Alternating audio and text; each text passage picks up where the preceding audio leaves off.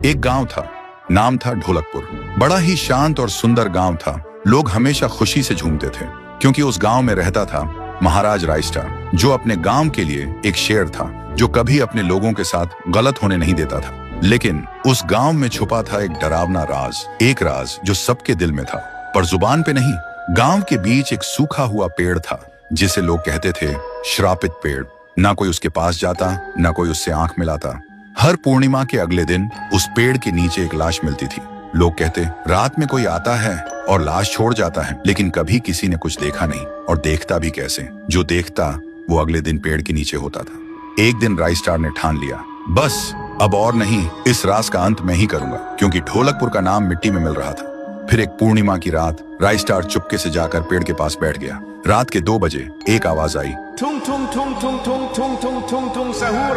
और फिर वो पेड़ भूत में बदल गया। वो भूत कुछ अजीब सा था, एक भयानक शैतानी हंसी वाला चेहरा, आंखें बड़ी बड़ी। वो पेड़ चल के एक घर के गेट को जोर जोर से खटखटाने लगता है। तभी एक आदमी डर के मारे आवाज सुन के बाहर निकलता है। वो भूत अपने लकड़ी जैसे हाथ से एक ऐसा थप्पड़ मारता कि उसकी सांस वहीं थम जाती है, और उसी जगह उस लाश को ले जाता है और वापस फिर से पेड़ बन जाता था। देखते ही रायस्टार का दिल कांप जाता है, पर वो कुछ बोलता नहीं। सुबह लोग भीड़ में जमा हुए और रायस्टार ने पहली बार उस पेड़ से बात करने की कोशिश की। पेड़ के अंदर से एक आवाज निकली, क्या तुम सब भूल गए मुझे? रायस्टार बोलता है, तू कौन है? पेड़ बोलता है, मैं हूँ ठुन ठुन ठुन साहुर। एक वक्त था जब मैं भी इस गांव का एक प्यारा सा बच्चा था, लेकिन 100 साल पहले मुझे इसी पेड़ से रस्सी बांधकर उल्टा लटका दिया गया, गांव वालों की आंखों के सामने, और मेरी मौत को तमाशा बना दिया गया, सिर्फ इसलिए क्योंकि मैंने एक राज देख लिया था जो लोग छुपाना चाहते थे।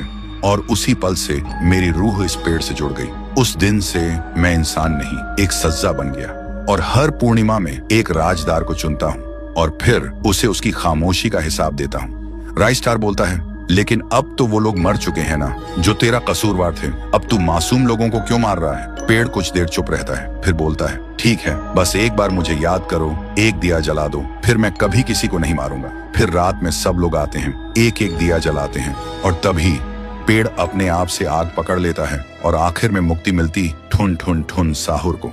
उस दिन के बाद गांव में कभी कोई लाश नहीं मिली। हर पूर्णिमा में लोग एक दिया जलाकर उसकी यादों को जिंदा रखते हैं, क्योंकि अगर भूल गए तो सपने में एक आवाज सुनाई देती थी, ठुंग ठुंग ठुंग ठुंग ठुंग ठुंग ठुंग ठुंग ठुंग सहूर।